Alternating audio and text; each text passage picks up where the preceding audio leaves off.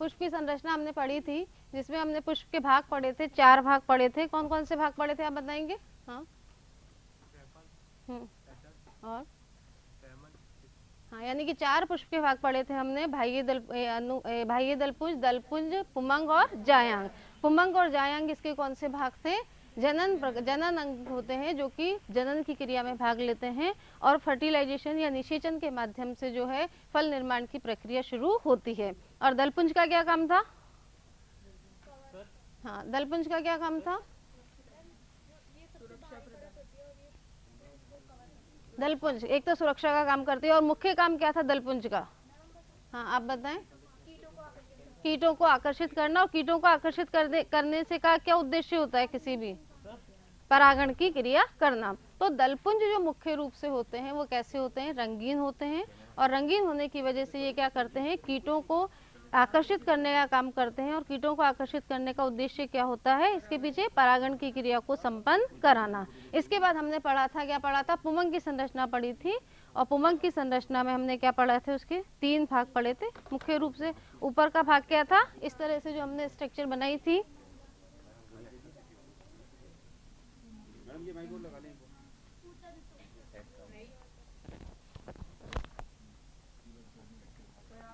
पराग, ये क्या ऊपर वाले जो 2 हिस्से थे इस तरह के, ये क्या थे?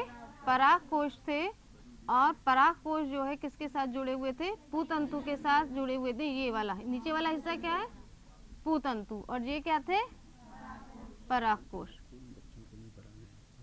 नहीं, वो फिर ने कहा था कि इनसे पूछना। तो ये जो है, ये संरचना क्या कहलाती है? परागकोश। और परागकोश किसके साथ जुड़े हुए रहते हैं? पूतंतु के साथ। तो ये एक सामान्य पुष्पीय संरचना की बात हम कहाँ कर चुके थे? परसों कर चुके थे।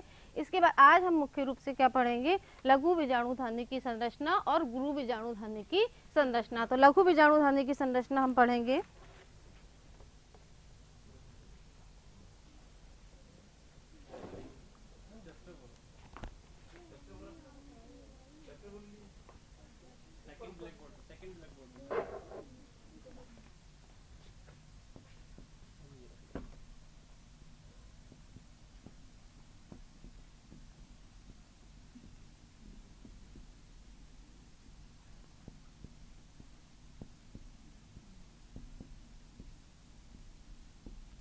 आज जो है लघु बीजाणुधानी की संरचना पढ़ेंगे। और लघु बीजाणुधानी मुख्य रूप से जो काम करती है वो क्या करती है? नर अंगों का, या नर जो है नर पुष्प भाग का एक हिस्सा होती है, और इसके अंदर से पराग कण का विकास होता है। और ये जो पराग कण होते हैं, ये इसमें क्या होता है? डिवीजन होता है, विभिन्न प्रकार के क्या होते हैं? इसमें विभाजन होते हैं। 2 तरीके के विभाजन इसमें होते हैं किसी भी लघु बीजाणु में। लघु बीजाणु को अगर हम कहें तो इसका जो पहला नाम होता है वो क्या है? परागकण। परागकण ही क्या कहलाते हैं? लघु बीजाणु कहलाते हैं। और ये जो लघु बीजाणु होते हैं, ये लघु बीजाणुधानी में होते हैं। तो इस तरह की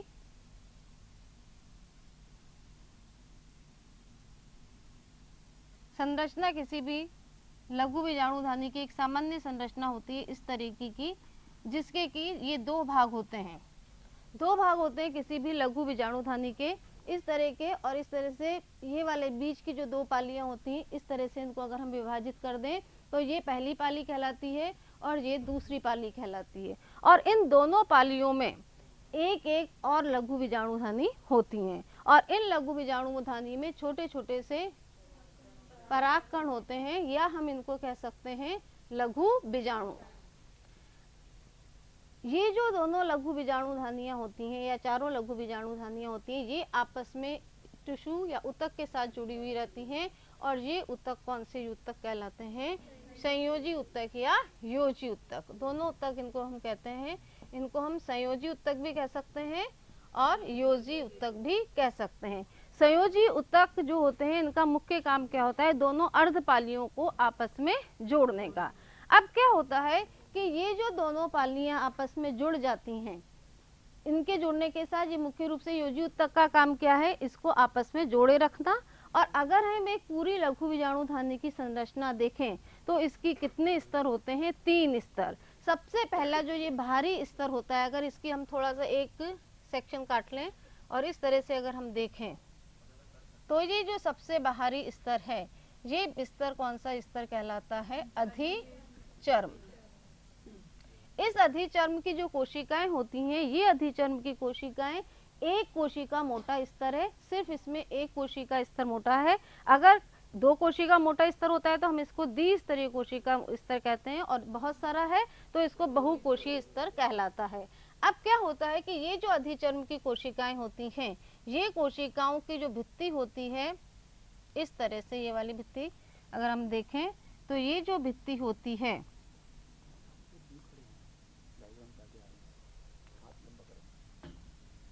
ये जो भित्ति होती है इस तरह की, अरीय भित्तियां कहलाती हैं। ये जो साइड वाली भित्तियां होती हैं जिनके के द्वारा दो कोशिकाएं आपस में जुड़ी हुई रहती हैं, ये जो कोशिका भित्ति होती है ये भित्ति कहलाती है अरीय भित्ति।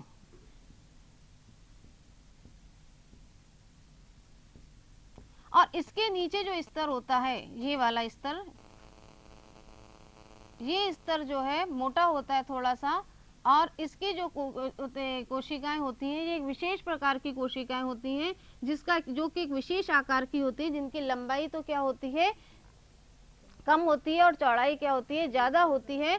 और ये कोशिकाएं, इन पर भी जो है इसमें साइड में जो है किसका, स्टार्च का जो है कोटिंग हो जाती है। इस तरह से स्टार्च कोटिंग हो जाने के कारण स्टार्च, ये वाला जो कोटिंग का होता है ये क्या होते हैं? स्टार्च कण इनकी। और ये स्तर जो है, स्तर कौन सा कहलाता है? अंत्य त्वचा। बाहरी अधिचर्म, अधिचर्म के नीचे अंत्य त्वचा, और ये अंत्य त्वचा की जो कोशिकाएं होती हैं ये भी कैसी होती हैं? एक कोशिका मोटा स्तर होता है, और इसकी भी अरीय भित्तियों पर किसका आवरण होता है? स्टार्च कणों का आवरण होता है। और ये स्टार्च कण मुख्य रूप से काम क्या करते हैं? पानी का अवशोषण करते हैं। और पानी के अवशोषण के माध्यम से जैसे जैसे क्या होता है, जैसे जैसे पानी का अवशोषण होता है ये कोशिकाएं क्या हो जाती हैं? फूलती जाती हैं। और जैसे जैसे ये फूलेंगी तो क्या होगा कि ये बाहर की तरफ से, यहाँ से ये अधिचर्म की भित्ति क्या होगी? फट जाएगी। और फटने के साथ ही ये अधिचर्म की भित्ति फट जाएगी, और फटने के साथ ही क्या हो जाएंगे? स्पोर्स बाहर आ जाएंगे। और जब स्पोर्स एक बार बाहर आ जाएंगे, यानी कि लघु बीजाणु जब बाहर आ जाएंगे, तो ये लघु बीजाणु पोलिनेशन या परागण की क्रिया के माध्यम से एक पुष्प से दूसरे पुष्प तक पहुंचकर परागण की क्रिया को संपन्न करेंगे। अब यहाँ पर एक बात आती है कि परागण किसे कहते हैं?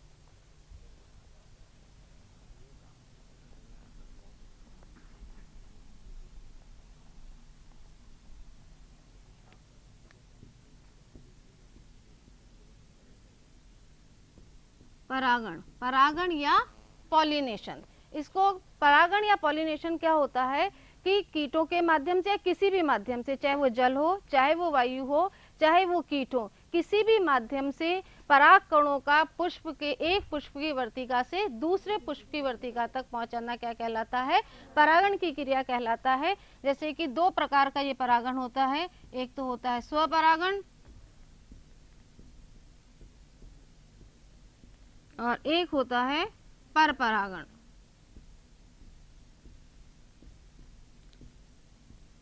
स्वपरागण में पुष्प एक ही पुष्प होता है, और एक ही पुष्प के जो परागण होते हैं उसी पुष्प की वर्तिका तक पहुंचते हैं। तो ऐसा परागण कौन सा परागण कहलाता है? स्वपरागण, जिसमें कि मान लो ये पुष्प है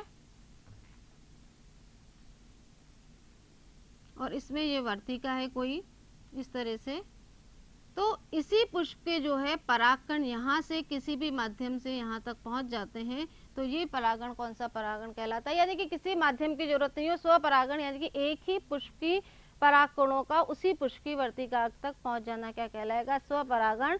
और स्वपरागण परपरागण हो सकता है।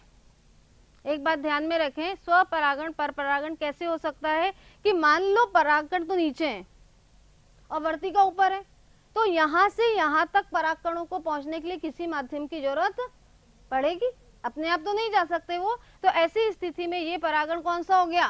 परपरागण हो गया। परपरागण का मतलब कि किसी भी माध्यम की जरूरत पड़ेगी, तो ये परागण कौन सा परागण कहलाएगा? परपरागण कहलाएगा। तो स्वपरागण में भी क्या हो सकता है, पर परागण हो सकता है कि अगर वो जो है एक ही पुष्प में है लेकिन परागण नीचे है और वर्तिका कहाँ है, ऊपर है, वर्तिका अगर ऊपर है तो ऐसी स्थिति में उसको किसी न किसी माध्यम की जरूरत पड़ेगी, और जब माध्यम की जरूरत पड़ेगी तो हम उसको क्या कहेंगे, पर परागण। अब पर परागण जो है वो कई माध्यमों से होता है। स्वपरागण के लिए किसी माध्यम की कोई जरूरत नहीं है, लेकिन पर परागण की जब बात होगी तो पर परागण के लिए अलग अलग माध्यमों की जरूरत पड़ती है।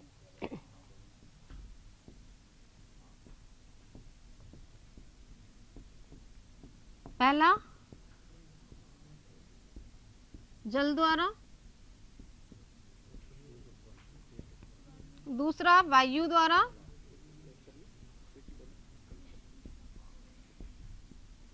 तीसरा कीट द्वारा,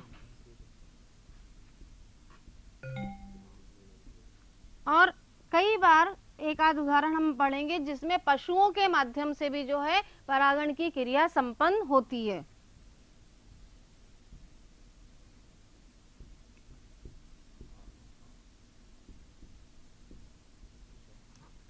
जल द्वारा, जल द्वारा मुख्य रूप से परागण किसमें होगा, जलीय पौधों में, क्योंकि पौधे कहाँ पर है, जल में रह रहे हैं। तो हाँ बोले, हाँ वेलिस्नेरिया और हाइड्रिला। वेलिस्नेरिया और हाइड्रिला कैसे किन पादपों के उदाहरण है, जलीय पादपों के उदाहरण है। आपका साधारण से एक उदाहरण ले, सब हम सब जानते हैं उस पादप का नाम कमल, जानते हैं ना, कहाँ पर मिलता है, जल में मिलता है। तो इसमें या जो भी जलीय पादप हैं उनके जब परागण या जल के माध्यम से एक पुष्प से दूसरे पुष्प तक पहुंचते हैं तो ऐसा परागण कौन सा परागण कहलाएगा, जल परागण कहलाएगा। इसके बाद कौन सा, वायु द्वारा। वायु द्वारा जो परागण होगा, सीधी सी बात है, वायु के माध्यम से जो है परागकण एक जगह से उड़कर दूसरी जगह पे चले जाएं तो ऐसा माध्यम कौन सा परागण कहलाएगा, वायु परागण। इसका एक बहुत अच्छा सा उदाहरण है कि जो पहाड़ी क्षेत्र होते हैं, पहाड़ी क्षेत्र है ना, जैसे कि जैसे जैसे हम हिल्स के एरिया पर चलते हैं, पहाड़ी क्षेत्र जो होते हैं, पहाड़ी क्षेत्रों पर जो है साइकस और पाइनस जिम्नोस्पर्म की जातियां पाई जाती हैं। अब इन जिम्नोस्पर्म की जातियों में जब परागण बनते हैं तो बहुत ज्यादा संख्या में बनते हैं, और जब इनके परागण किस रंग के होते हैं, पीले रंग के इनके परागण होते हैं। तो जब इसकी जो परागण बाहर आते हैं तो ऐसा लगता है जैसे पीली धूल चारों तरफ हो, तो उसको कई बार क्या कहा जाता है, पीली वायु कहा जाता है। उस एरिया में क्या कहा जाता है, उस एरिया में इसको पीली वायु कहा जाता है। और इस पीली वायु इसलिए बहुत ज्यादा सघन होती है। सघन होने का कारण क्या है कि जिम्नोस्पर्म में परागकण बहुत ज्यादा संख्या में बनते हैं, और जब बनते साल में एक बार ही हैं, बार बार उनमें जो है इस तरह की क्रिया नहीं होती है, साल में एक बार बनते हैं। तो जब वो एक साथ पूरी की पूरी परागकोश भित्ति फटती है तो बहुत सारे असंख्य जो है परागकण वातावरण में फैल जाते हैं, और पेड़ों की संख्या भी क्योंकि बहुत ज्यादा होती है वहां पर साइकस पाइनस के, तो इस जो जिम्नोस्पर्म के प्लांट्स की, तो इस वजह से पोलन्स जो है बहुत सारे इकट्ठे हो जाते हैं और वो जो है पीली वायु का सा आभास देते हैं। तो वायु के माध्यम से ये परागकण एक स्थान से दूसरे स्थान पर जाते हैं। आपने देखा होगा एक विशेष रूप से मार्च के महीनों में, मार्च अप्रैल के महीनों में आसपास आपने देखा होगा कि कैलोट्रोपिस का प्लांट होता है, सामान्य भाषा में जिसको हम कौन सा प्लांट कहते हैं, आंकड़े का प्लांट कहते हैं या आंकड़े का पौधा कहते हैं। तो इस आंकड़े के पौधे में सफेद सफेद से जो होते हैं, क्या होते हैं, इसका जो पोलन्स होते हैं इस तरह से रुई से होते हैं, सफेद सी, और ये रुई सी, सफेद रुई सी जो है चारों तरफ घूमती रहती है, और ये हवा के माध्यम से जो है एक स्थान से दूसरे स्थान पर जाती रहती है। तो वो पॉलिनेशन या वो परागण की क्रिया जो कि किसके माध्यम से होती है, वायु के माध्यम से होगी। उदाहरण मैंने आपको बताई थी, जिम्नोस्पर्म जैसे जैसे हिली एरियाज में अपन जाते हैं तो वहां पर बहुत ज्यादा जो है परागण पीले रंग के हो जाते हैं, तो पीली धुंध या पीली इस तरह का सा आभास देते हैं। तो वो परागण कौन सा परागण कहलाएगा, वायु परागण। तीसरा जो परागण है वो कौन सा है, कीट द्वारा। कीट द्वारा परागण, हाँ आप कुछ बोलना चाहते, हाँ मेज प्लांट में। और भी बहुत सारे उदाहरण है जिनमें कि कीटों के माध्यम से परागण की क्रिया संपन्न होती है। और साधारण सा उदाहरण है, आप सबने देखा होगा तितलियां। तितलियां क्या होती हैं, एक पुष्प से दूसरे पुष्प पर बैठती हैं। बैठती तो वो क्यों हैं, अपना भोजन लेने के लिए। कोई जो है श्लेष्मा जो पदार्थ पौधों से निकलता है उसको ग्रहण, भोजन के रूप में ग्रहण करने के लिए लेती है। लेकिन अनजाने में क्या होता है, उनके पैरों से क्या चिपक जाते हैं, परागकण चिपक जाते हैं, और जब ये परागकण जब वो जो है तितली एक प्लांट से दूसरे प्लांट पे जाएगी तो वो परागकण भी क्या होंगे, एक पुष्प से दूसरे पुष्प तक पहुंच जाएंगे। तो ऐसा परागण कौन सा परागण कहलाता है, कीट परागण।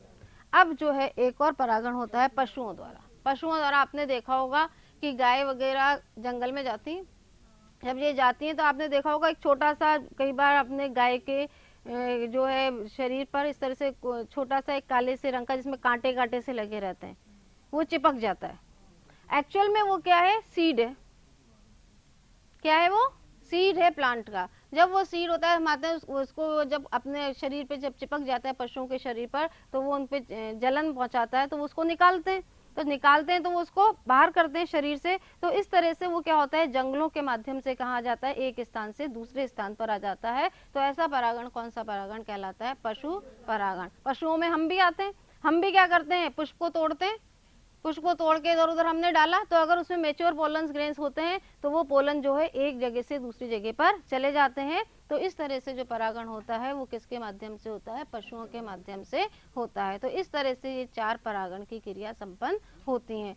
अब परागण की क्रिया तो एक बार हो गई, लेकिन परागण जो है, हमने बार बार उसको कहा कि परागण की क्रिया तो हो जाएगी, लेकिन परागण की क्रिया को पूरा होने के लिए निषेचन की क्रिया को संपन्न होकर बीज के निर्माण की प्रक्रिया एक लंबी प्रक्रिया होती है, जिसमें कि पौधे के जनन भाग जो होते हैं, नर जनन भाग और मादा जननांग, इन दोनों का जो है महत्वपूर्ण रोल होता है। वो महत्वपूर्ण रोल किस तरह से होता है और उसमें किस तरह के विभाजन होते हैं, ये हम अभी देखेंगे। तो जो लघु बीजाणुधानी है, लगे संरचना, अब बात इसी में एक हिस्सा था जब लघु बीजाणुधानी की संरचना मैंने पढ़ाई थी, तो उसमें हमने कहा था कि टेपिटम, टेपिटम जो है किसी भी लघु बीजाणुधानी की महत्वपूर्ण संरचना होती है, संरचनात्मक दृष्टि से और क्रियात्मक दृष्टि से। संरचनात्मक दृष्टि और क्रियात्मक दृष्टि से मैं आपको बता चुकी हूँ पहले कि उसके जो कार्य हो रहा है, जो उसकी क्रिया हो रही है, वो क्या कहलाएगी, कार्यात्मक। और बाहर के आकार के आधार पर अगर हम बात करते हैं तो ये क्या कहलाती है, उसकी संरचनात्मक संरचना कहलाती है। तो दोनों चीजें ही इसमें होती हैं। और इसकी जो है सेल्स जो होती है काफी बड़ी बड़ी होती हैं इस तरह से,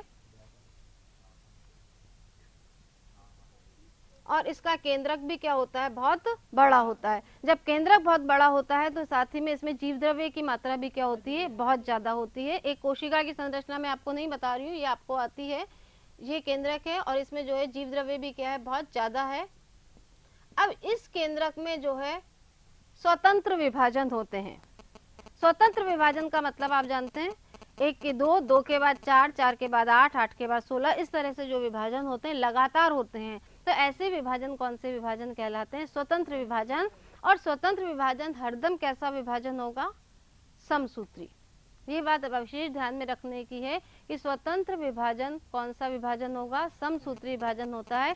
यानी कि जो पुत्री कोशिकाएं बनती हैं वो बिल्कुल किसके समान होती हैं, मातृ कोशिका के समान होती हैं। तो इसका केंद्रक बड़ा होता है, केंद्रक बड़ा होने के साथ साथ इसमें जीवद्रव्य की मात्रा भी ज्यादा होती है, और साथ में इसमें जो है स्वतंत्र विभाजन होता है। इसी में मुख्य बात है कि कई बार जो है जीव द्रव्य में वर्णक पाए जाते हैं।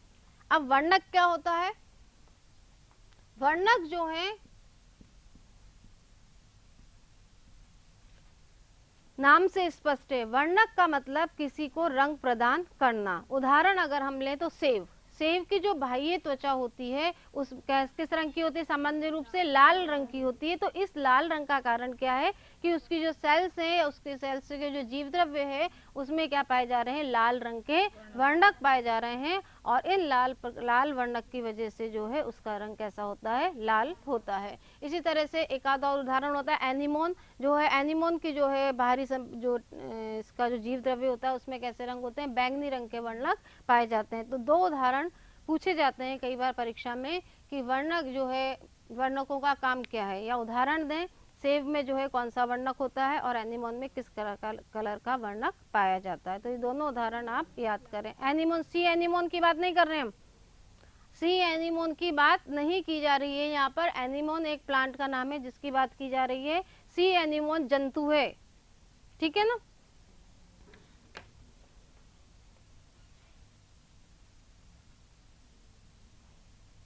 जो टैपिटम होता है उसको दो भागों में बांटा जा सकता है, किसके आकार पर, उसकी संरचना के आधार पर। एक होती है कौन सी, प्लाज्मोडियल टैपिटम, और एक होती है ग्रंथिल टैपिटम। प्लाज्मोडियम टैपिटम या अमीबीय टैपिटम। अब अमीबा की आपने संरचना पढ़ी है सबने। अमीबा जो होता है उसकी कोशिका का आकार निश्चित नहीं होता, उसका आकार क्या होता है, नियमित रूप से बदलता रहता है। अभी गोल है तो हो सकता है कि आने वाले समय में उसकी संरचना बदल जाए। तो अमीबीय या प्लाज्मोडियम प्रकार की टैपिटम। तो पहली जो टैपिटम है वो क्या है, अमीबीय टैपिटम।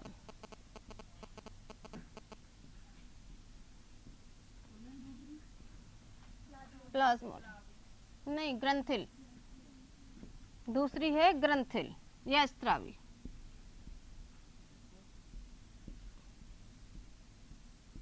ग्रंथिल टैपिटम।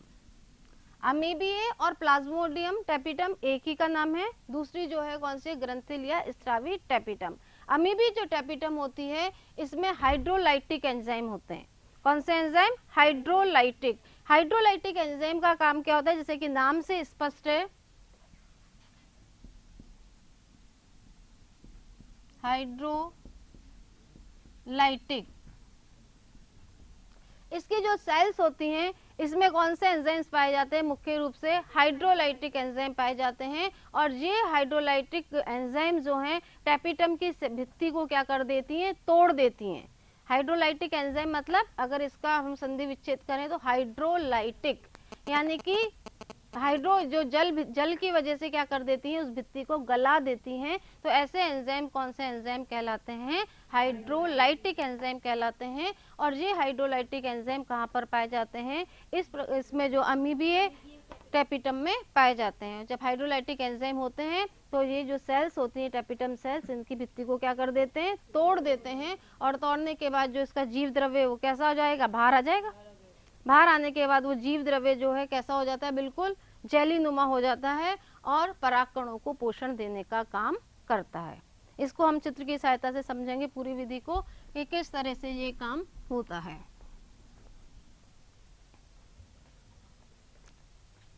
ये कोई एक टैपिटम सेल है।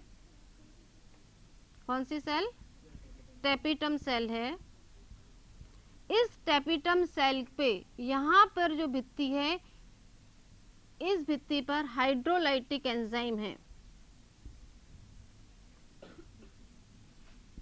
हाइड्रोलाइटिक एंजाइम, ये हाइड्रोलाइटिक एंजाइम क्रिया करते हैं और इसकी भित्ति को क्या कर देते हैं, जगह जगह से तोड़ देते हैं। एक निश्चित जगह नहीं है, कहीं से भी टूट सकती है ये भित्ति, यहाँ से भी टूट सकती है, यहाँ से भी, यहाँ से भी, यहाँ से भी।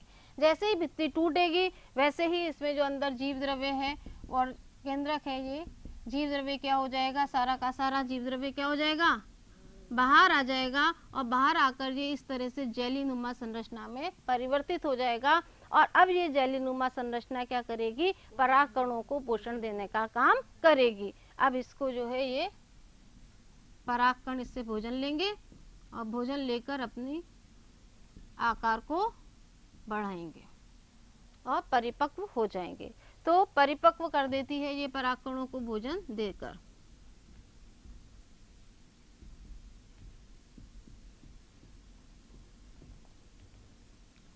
ये जेलीनुमा, जेलीनुमा मतलब ना तो वो बहुत ज्यादा द्रव अवस्था में है और ना वो बहुत ज्यादा कैसी अवस्था में, ठोस अवस्था में है। बीच की मध्य अवस्था होती है, वो अवस्था कौन सी अवस्था कहलाती है, जेली अवस्था कहलाती है।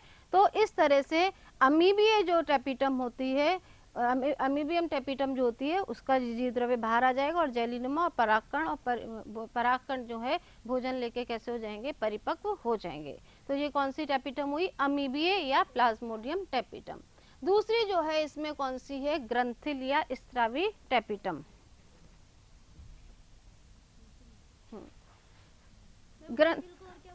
ग्रंथिल और स्त्रावी है ना।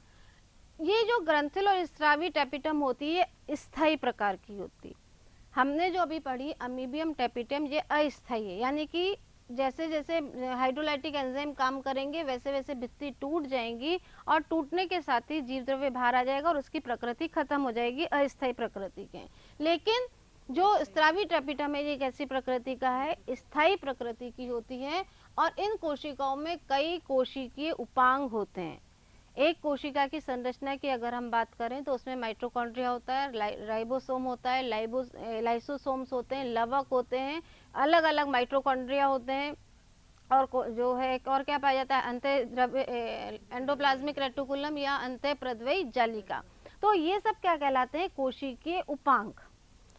तो स्त्रावी या ग्रंथिल जो कोशिका होती है स्थायी प्रकृति की होती है और स्थायी प्रकृति होने का कारण क्या है, इसमें क्या पाए जाते हैं, उपांग पाए जाते हैं और इसकी कुछ विशेष प्रकार की संरचना होती है, वो गोल होती हैं और इसे हम क्या कहते हैं, प्रोब्यूश पिंड। ये नाम ध्यान में रखने का है। ये जो प्रोयूबिश पिंड होते हैं ये प्रोयूबिश पिंड आगे जाकर बहुत ज्यादा काम आते हैं। तो स्त्रावी कोश प्रोयूबिश यहाँ लिखती हूं मैं, प्रोयूबिश। अभी आप समझेंगे और देखेंगे कि किस तरह से ये काम करते हैं। ये गोल होते हैं और किसमें पाए जाते हैं, स्त्रावी कोशिकाओं में, स्त्रावी टेपिटम में। कोशिकाएं भी नहीं, इसको हम क्या कहेंगे, टेपिटम।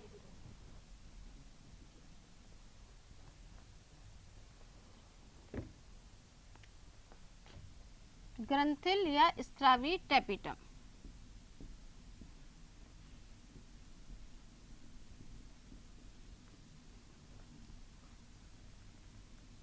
ये कोई ग्रंथिल टेपिटम की सेल है। इसमें अलग अलग इस तरह से अगर हम देखें तो इसमें क्या पाया जाएगा, माइटोकॉन्ड्रिया भी है, राइबोसोम्स भी हैं, एंडोप्लाज्मिक रेटिकुलम भी है और केंद्रक तो है ही, ये साथ में जीव द्रव्य है।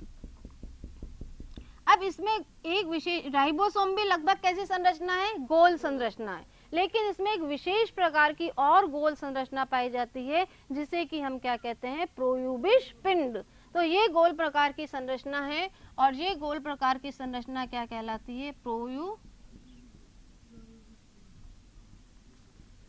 अब क्या होता है, ये जो प्रोयूबिश पिंड होता है जैसे ही परागकण की भित्ति विकसित होगी ये क्या हो जाएंगे, बाहर आ जाएंगे और बाहर आके ये प्रोयूबिश पिंड जो है क्या होगा, बाहर आके जैसे ही ये बाहर आए, ये भित्ति फटी, फटने के साथ ही ये क्या आ गए, बाहर आ गए प्रोयूबिश पिंड। और अब इन प्रोयूबिश पिंड पर स्पोरोलिन का जमावड़ा हो जाता है। स्पोरोलिन नाम देखें आप ध्यान से, स्पोरोलैनिक लिन कहते हैं या स्पोरोलैनिक, इसका आवरण चढ़ जाता है और अब ये क्या पिंड जो है, कौन से पिंड कहलाते हैं, यूविश पिंड। तो स्पोरोलेनिन का जब इस पर जमावड़ा हो जाता है तो प्रोयूबिश पिंड किस में परिवर्तित हो जाते हैं, यूविश पिंड में परिवर्तित हो जाते हैं। हाँ, एक बार दोबारा से समझें आप, ये जो ग्रंथिल टेपिटम कोशिका है, इस ग्रंथिल टेपिटम कोशिका में एक विशेष प्रकार की गोल संरचनाएं पाई जाती हैं, ये इस तरह की, ये गोल संरचना, ठीक है ना। ये गोल संरचना को कौन सी संरचना कहते हैं, हम प्रोयूबिश पिंड कहते हैं। जैसे जैसे जो है परागकण विकसित होता है, ये जो प्रोयूबिश पिंड होते हैं ये इस भित्ति को तोड़कर कहाँ आ जाते हैं, बाहर आ जाते हैं और बाहर आने के बाद इन पर जो है स्पोरोलेनिक आवरण, स्पोरोलेनिक क्या है, एक प्रकार का जैसे कि स्टार्च कण होते हैं, पढ़ा है ना हमने, स्टार्च कण होते हैं, इसी तरह से क्या होते हैं, स्पोरोलेनिक कण होते हैं और स्पोरोलेनिक कण जो हैं इसके चारों ओर जमा हो जाते हैं, इसकी सतह पर, इस तरह से ऊपर की सतह पर, ये यहाँ पर किसका जमावड़ा हो जाता है, स्पोरोलेनिक का। अब ये जो स्पोरोलेनिक का जमावड़ा जब हो गया तो अब ये किस में परिवर्तित हो गए, यूविश पिंड में।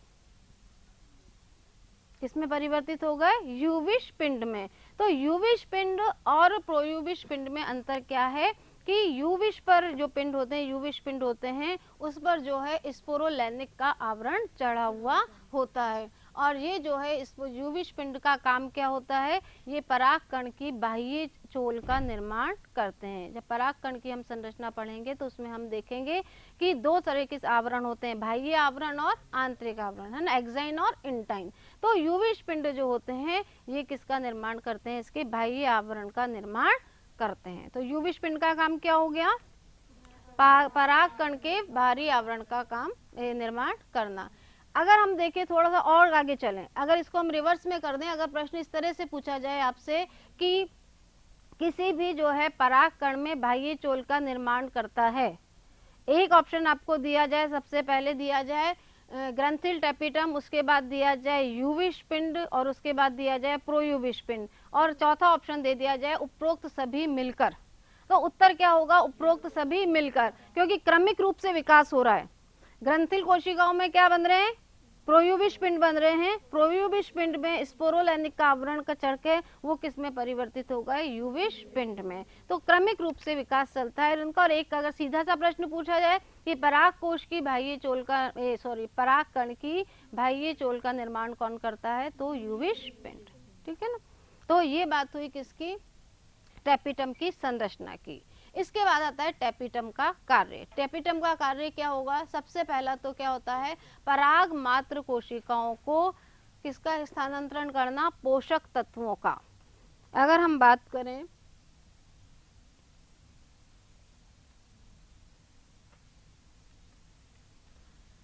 पराग मात्र कोशिकाओं में पोषक तत्वों का स्थानांतरण करना पहला काम होता है टेपिटम का। किस तरीके से,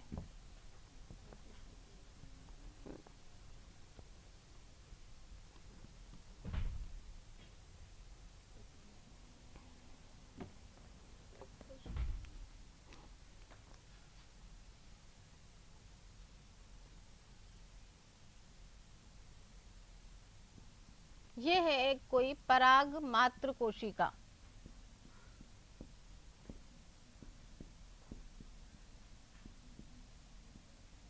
इस तरह की बहुत सारी कोशिका हैं जो आपस में जुड़ी हुई हैं, लेकिन ये अपने भोजन का निर्माण स्वयं नहीं कर सकती। इनको अपना भोजन कहाँ से लेना पड़ेगा, पादप से लेना पड़ेगा, या प्लांट से या पौधे से लेना पड़ेगा। और पौधे अपने भोजन का निर्माण कौन सी प्रक्रिया से बनाते हैं, प्रकाश संश्लेषण की प्रक्रिया से। तो प्रकाश संश्लेषण की प्रक्रिया से जो भोजन का निर्माण हुआ, उस भोजन के निर्माण के फलस्वरूप पौधे में जो विभिन्न रासायनिक क्रिया हुई, उन रासायनिक क्रियाओं से जो पोषक तत्व बने, उन पोषक तत्वों को पराग कोशिकाओं में स्थानांतरित करने का काम कौन करेगा, पराग मात्र कोशिकाओं में स्थानांतरित करने का काम कौन करेगा, टेपिटम। तो पहला काम इसका हुआ पोषक पदार्थों का स्थानांतरण करना। दूसरा, इसके जीव द्रव्य में जो है कैलेज एंजाइम पाया जाता है, जो पराग चतुष्क के चारों ओर स्थित कोशिकाओं के मध्य में पाई जाने वाली कैलोज परत का अपघटन करता है। मैं समझाती हूँ किस तरीके से क्या क्रियाएं होती हैं। पराग कोश चतुष्क नया शब्द है। पराग कोश चतुष्क किसे कहते हैं, समझें आप।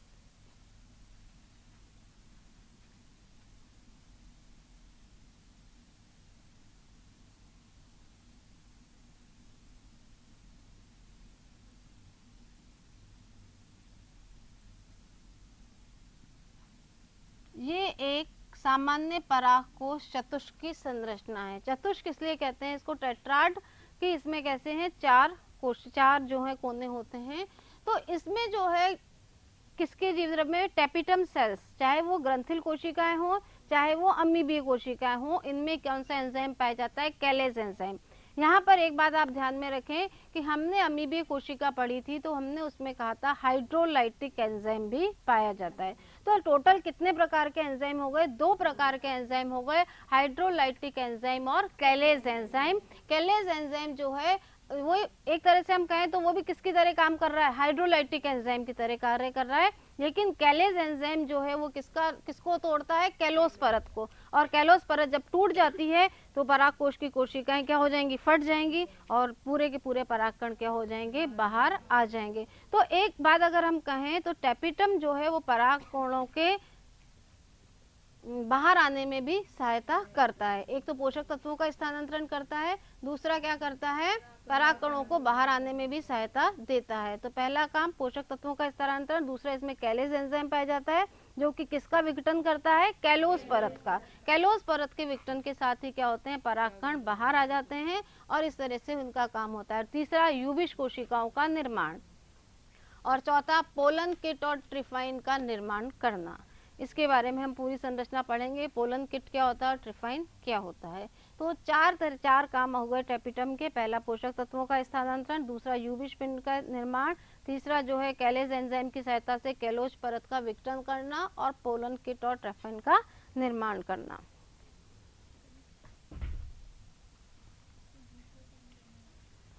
अब बात आई किसकी, लघु बीजाणु जनन की। ये है लघु बीजाणु का निर्माण हो गया, पोलंस का निर्माण हो गया। अब बात आती है कि इसमें जनन की प्रक्रिया किस तरह से होगी, लघु बीजाणु जनन किस प्रकार से होता है।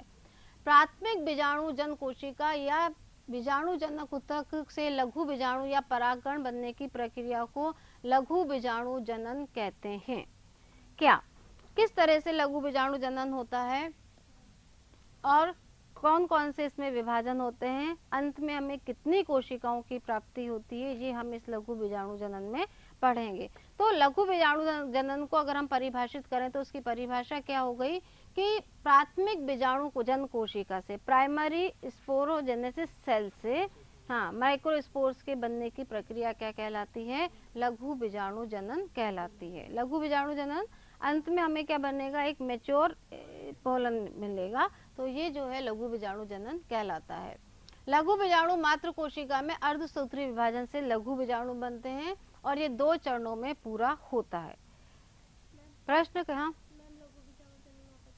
हाँ, लघु बीजाणु जनन दोबारा से समझ लो आप कि प्राथमिक बीजाणु जनन कोशिका से, चित्र के माध्यम से समझें अगर आपको ऐसे समझ नहीं आ रहा है तो।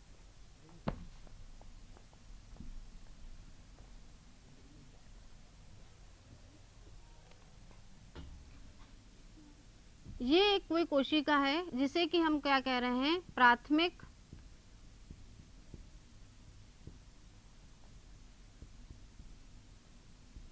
बीजाणु मात्र कोशिका।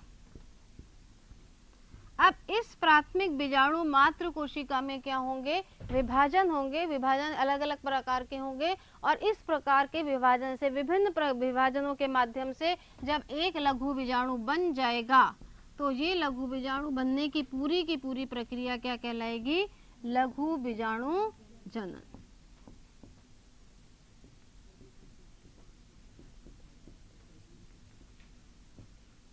सामान्य सी बात में हम कहें तो प्राथमिक बीजाणु मात्र कोशिका से लघु बीजाणु के निर्माण की प्रक्रिया लघु बीजाणु जनन कहलाती है। और इसमें जो है 2 चरणों में ये अर्धसूत्री विभाजन की प्रक्रिया जो है पूरी होती है। पहला होता है अर्धसूत्री विभाजन फर्स्ट और दूसरा होता है अर्धसूत्री विभाजन सेकंड। अर्धसूत्री फर्स्ट जो होता है, अर्धसूत्री विभाजन जो फर्स्ट होता है, इसके द्वारा परागकण मात्र कोशिका में अर्धसूत्री विभाजन द्वारा 2 अगुणित केंद्रक बनाते हैं। 2 विभाजन पढ़ेंगे हम।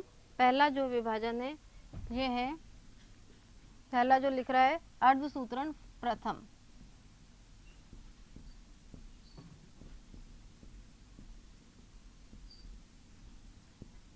और दूसरा है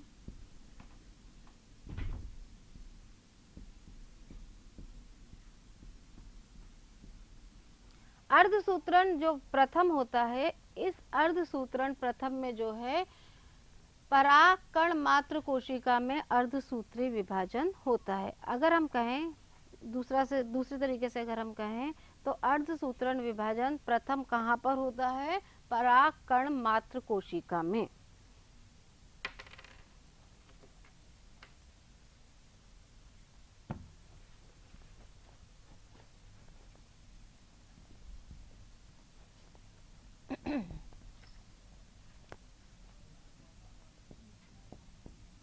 परागकण मात्र कोशिका,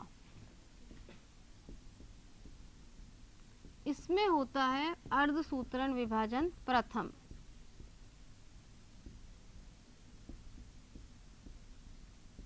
और इस अर्धसूत्रण जब विभाजन होता है, इससे 2 जो है 2 संख्या में अगुणित केंद्रक बनते हैं।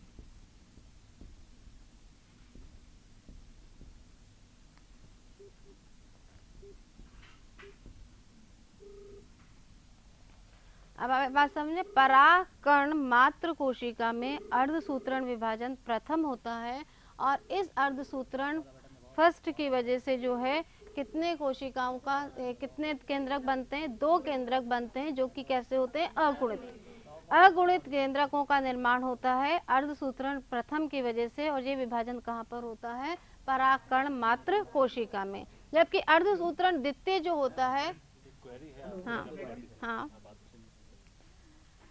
परागकण मात्र कोशिका में अर्धसूत्रण प्रथम की वजह से जो है 2 अगुणित केंद्रकों का निर्माण होता है। और जो अर्धसूत्रण द्वितीय है, इसके जो है ये सामान्य रूप से कौन सा विभाजन है, समसूत्री। जो नॉर्मल विभाजन होता है समसूत्री विभाजन, ये सामान्य समसूत्री विभाजन होता है, जो कि 2 अगुणित केंद्रकों का विभाजन करता है और कुल जो है कितने केंद्रकों का निर्माण करता है, 4 केंद्रकों का। अर्थात जब ये जो 2 अगुणित केंद्रक बन जाएंगे तो इन दोनों अगुणित केंद्रकों में कौन सा विभाजन होगा, अर्धसूत्रण द्वितीय।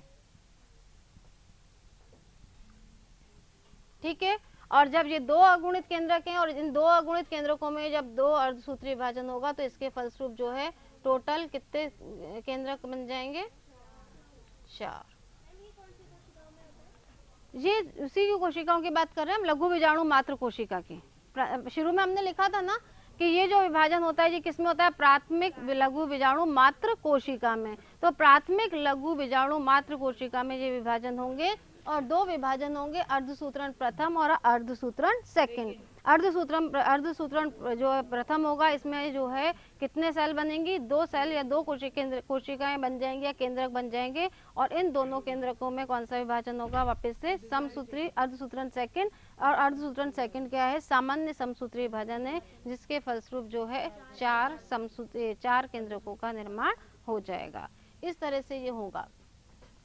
अब क्या होगा, सामान्य अर्धसूत्रण से बने चारों केंद्रक परागकण का निर्माण करते हैं। अब ये जो 4 केंद्रक बने हैं ये किसका निर्माण करेंगे, परागकण का। तो एक जो विभाजन है उसके फलस्वरूप कितने परागण का निर्माण होता है, 4 परागणों का निर्माण सामान्य रूप से होता है। लेकिन कुछ पादप ऐसे हैं जैसे साइप्रेसी कुल के पादप जो होते हैं उसमें 3 अगुणित केंद्रक तो क्या हो जाते हैं, नष्ट हो जाते हैं और सिर्फ एक ही सक्रिय रह के परागण का निर्माण करता है।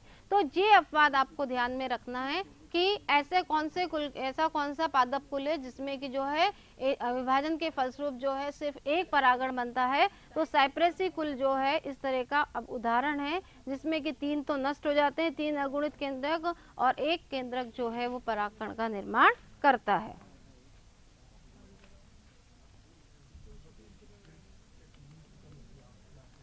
पहले हमने पढ़ा किसका विभाजन, केंद्रक का विभाजन। कोई सा भी कोशिका विभाजन 2 अवस्थाओं में पूरा होता है, एक तो केंद्रक का विभाजन और उसके बाद किसका विभाजन होगा, साइटोजेनेटिक्स या कोशिका द्रव्य का विभाजन।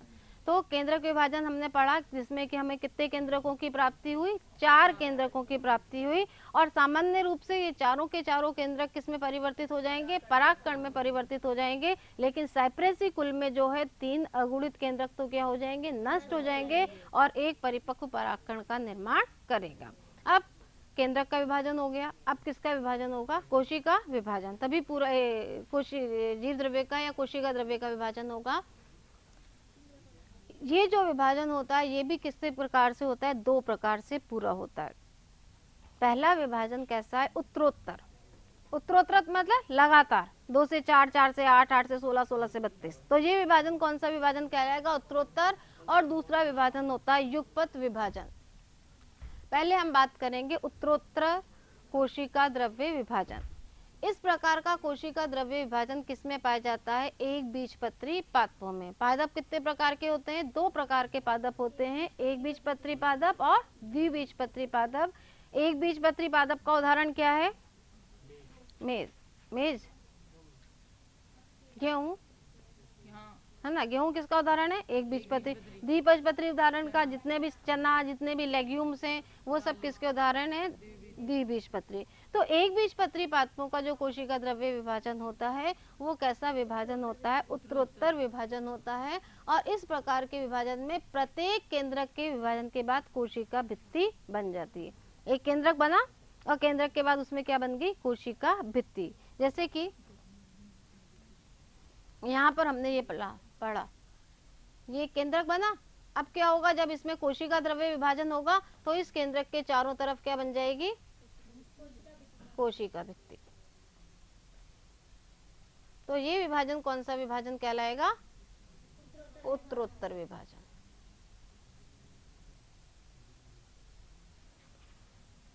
जिसका निर्माण मध्य से प्रारंभ होता है और बीच में पूरा हो जाता है और केंद्र के विभाजन के बाद लघु बीजाणु चतुष्क का निर्माण होगा। तो ये कौन सा विभाजन है, उत्तरोत्तर विभाजन।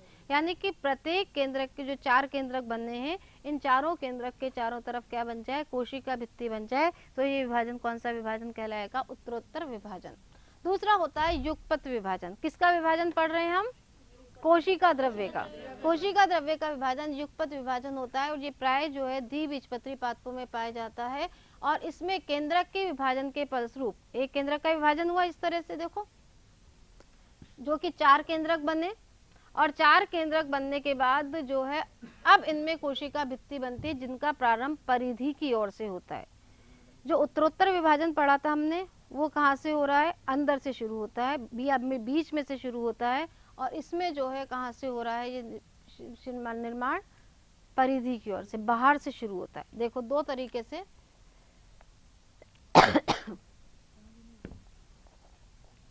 एक बार आप समझें, भित्ति का बाहर से, भाई केंद्रक के चारों तरफ क्या बन रही है, कोशिका भित्ति बन रही है ना। तो जो उत्तरोत्तर विभाजन था इसमें तो निर्माण कहाँ से शुरू होता है, मध्य से। मध्य से कैसे, कि जैसे ये 2 केंद्रक बने और इसमें निर्माण कहाँ से शुरू होगा, यहाँ से, ये बीच में से इस तरह से शुरू होगा और इस तरह से कोशिका भित्ति बनेगी। इधर से अंदर से शुरू होगा, इस तरह से बनेगी, अंदर से, मध्य में से। उत्तरोत्तर में तो कहाँ से बनेगा, मध्य में से, जैसे मैंने बनाया बीच में से। लेकिन जो युगपत विभाजन है इसमें जो भित्ति का निर्माण कहाँ से शुरू होगा, बाहर से शुरू होगा, परिधि की ओर से शुरू होगा। इस तरीके से देखें, जैसे ये केंद्रक बन गए और इसमें ये भित्ति जो है यहाँ परिधि की ओर से यूं बनेगी, बाहर से बनेगी दोनों कोशिकाएं दोनों एक जैसी नजर आएंगी, लेकिन भित्ति के निर्माण शुरू कहाँ से हुआ, इसमें अंतर है। एक तो उत्तरोत्तर विभाजन में तो कहाँ से हो रहा है, बीच में से शुरू हो रहा है, और युगपत विभाजन में से कहाँ से शुरू हो रहा है, परिधि की ओर से शुरू हो रहा है। तो ये 2 प्रकार के कोशिका द्रव्य विभाजन होते हैं। तो जब एक कोशिका में पहले केंद्रक का विभाजन हो गया और केंद्रक के विभाजन के बाद कोशिका द्रव्य का विभाजन हो गया, तो पूरा विभाजन पूरा हो जाता है। और अब हमें एक कोशिका के विभाजन के फलस्वरूप कितनी कोशिकाएं मिल जाती हैं, 4 कोशिकाएं मिल जाती हैं, जो कि मैच्योर होकर या परिपक्व होकर एक मैच्योर परागकण का निर्माण करेंगी।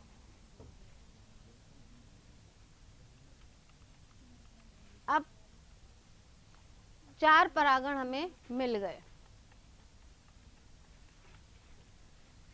परागण 4 लघु बीजाणु, परागण, लघु बीजाणु और नर युग्मोद्भिद तीनों एक ही के नाम हैं। परागण को लघु बीजाणु भी कहते हैं और नर युग्मोद्भिद भी कहते हैं। तो एक परागकण की संरचना किस प्रकार की होती है ये आप समझें। जो इसकी परागकण की संरचना होती है, सबसे पहले एक गोलाकार या अंडाकार संरचना होती है। जो हमें मैच्योर पोलन्स मिले इस तरह के गोलाकार या अंडाकार संरचना, ये बाहर वाला नहीं अंदर वाला देखें आप, ये वाला जो है एक गोलाकार या अंडाकार संरचना होती है। लेकिन घुसटेरा पादप, पादप का नाम है घुसटेरा। इस पादप में जो है तंतु कैसे होते हैं, परागकण कैसे होते हैं, तंतु के आकार के। सामान्य रूप से परागण गोल या अंडाकार होते हैं, लेकिन घुसटेरा नामक एक प्लांट होता है जिसमें कि ये परागण कैसे होते हैं, तंतु के समान होते हैं। और इनका व्यास 2.5 m से लेकर 250 m तक हो सकता है। माइटोसिस एल्पिस्टिस पादप के परागकण सबसे छोटे होते हैं। इस तरह का प्रश्न पिछले सालों में पीएमटी की परीक्षा में पूछा गया है कि सबसे छोटे परागकण किस पादप के होते हैं। तो जो है मायोसोटिस या फिर एल्पिस्टिस पादप के जो हैं परागकण सबसे छोटे साइज के होते हैं। और मिराबिलिस जलापा के परागण सबसे बड़े होते हैं। इस तरह के प्रश्न पूछे जाते हैं सामान्य रूप से पीएमटी परीक्षाओं में कि जो है परागण, सबसे बड़े परागण किस पादप के होते हैं। 4 ऑप्शन आपको दिए हुए रहते हैं, उसमें से आपको टिक करना है। तो मिराबिलिस जलापा के जो परागण होते हैं वो सबसे बड़े आकार के होते हैं, जबकि मायोसोटिस और एल्पिस्टिस पादप के परागण सबसे छोटे होते हैं। कैरोटीनाइड या फ्लेवोनॉइड के कारण प्राय जो है परागण किस रंग के होते हैं, पीले रंग के। मैंने आपको जब पहले बताया था, जब हमने परागण की बात की थी, तो मैंने कहा था पीले रंग के परागण पूरे हवा में फैल जाते हैं। तो इस पीले रंग का कारण क्या होता है, कैरोटीनाइड या फ्लेवोनॉइड होता है, जिसकी वजह से परागण कैसे होते हैं, पीले रंग के होते हैं। तो परागण प्राय गोल या अंडाकार संरचना, लेकिन अपवाद भी है जिसमें तंतु जैसी संरचना इसकी होती है।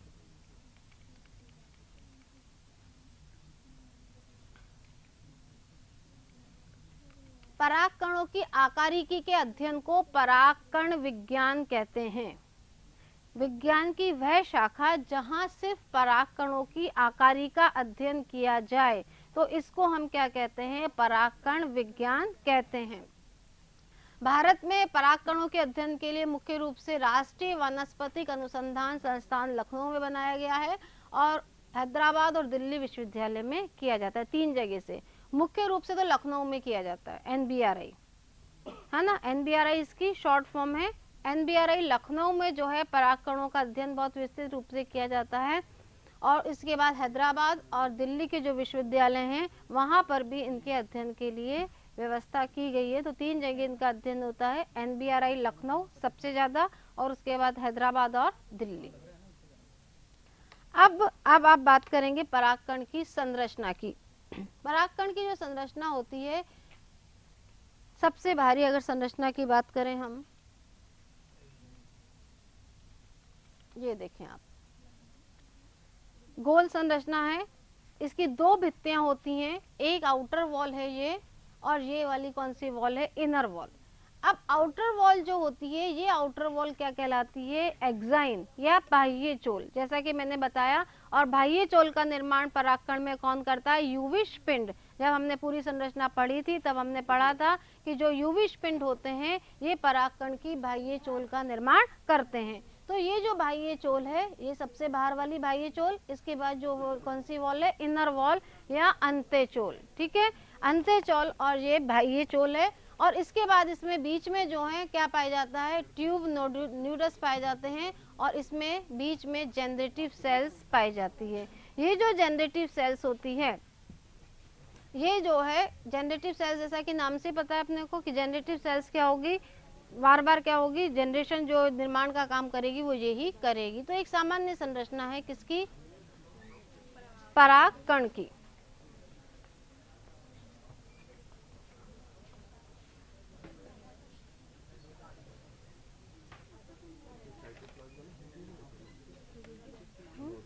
लिख देंगे, हाँ नया जो बनाएंगे सोच लेंगे।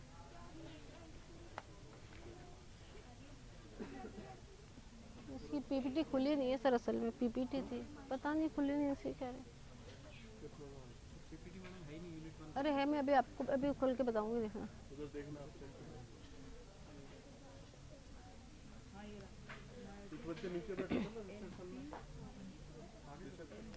तो पराग भित्ति, जैसा कि अभी मैंने आपको बताया था कि परागकण की कैसी संरचना है, गोल संरचना है। घुसटेरा पादप को अगर हम या कुछ पादपों को छोड़ दे जिसमें कि कैसी है, तंतुनुमा परागकण होते हैं, बाकी की सामान्य संरचना कैसी, परागकण की गोल या अंडाकार है।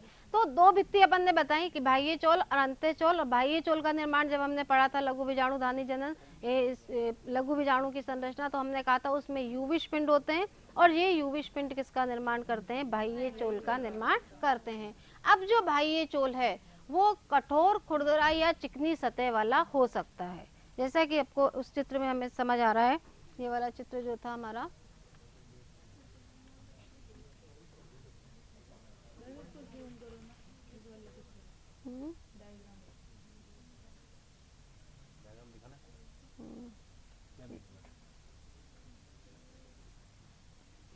ये देखिए, ये परागकण की एक संरचना है सामान्य रूप से, जिसका कि जो बाह्य चोल होता है या एक्साइन जो होती है उसकी बाह्य चोल जो हमने बात करी, ये बाह्य चोल जो है कठोर होता है। एक सामान्य अगर हम बीज को भी हाथ में लेंगे और हाथ लगा के उसको देखें हम, तो कैसा होता है, बहुत हार्ड होता है, बहुत कठोर होता है, एकदम से हम उसको दबा नहीं सकते। तो जो बाह्य चोल की वजह से जो है इस परागकण को क्या मिलती है, कठोरता मिलती है। और इस कठोरता की इस वजह से जो है इसमें म्यूसिलेज वगैरह भी अंदर होते हैं। जब हम इसके स्फुटन की बात करेंगे, जब हम पढ़ेंगे, तो बाह्य चोल चिकना भी हो सकता है और खुरदुरा भी हो सकता है। और इस बाह्य चोल के नीचे कौन सी वॉल है, इनर वॉल है। और ये इनर वॉल थोड़ी सी पतली होती है और उसके बाद में इसमें ट्यूब न्यूक्लियस है और इसके बाद जनरेटिव सेल है।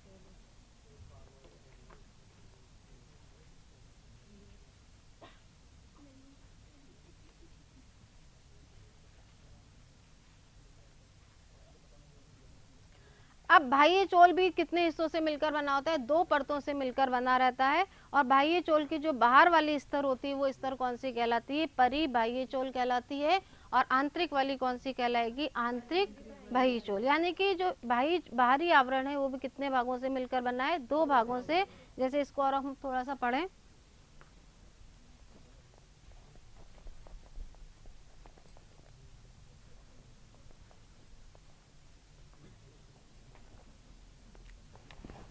सिर्फ एक आवरण की बात कर रहे हैं हम और कुछ नहीं। ये बाह्य आवरण है या बाह्य चोल कह सकते हैं। ये बाह्य चोल भी जो है दो हिस्सों से मिलकर बना हुआ है। ये वाला देखें आप, इस तरह से, जिसे हमने क्या कह दिया, परिबाह्य चोल। और इसी के साथ फिर जुड़ा हुआ एक और है जो कि कहलाएगा अंतःबाह्य चोल, ये वाला।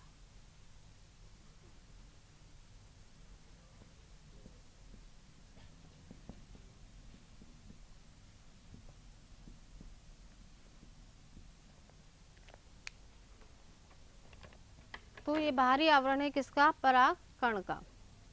और फिर जो परिबाह्य चोल है इसकी भी आंतरिक संरचना तीन भागों में विभक्त होती है, उसको हम कल पढ़ेंगे। आप इतना ध्यान रखें आज तक के लिए कि परागकण की जो भित्ति होती है वो दो भित्तियों से मिलकर बनी होती है, बाह्य भित्ति और आंतरिक भित्ति। ठीक है, कुछ आपको समझ नहीं आया, कुछ पूछना है तो बोलें।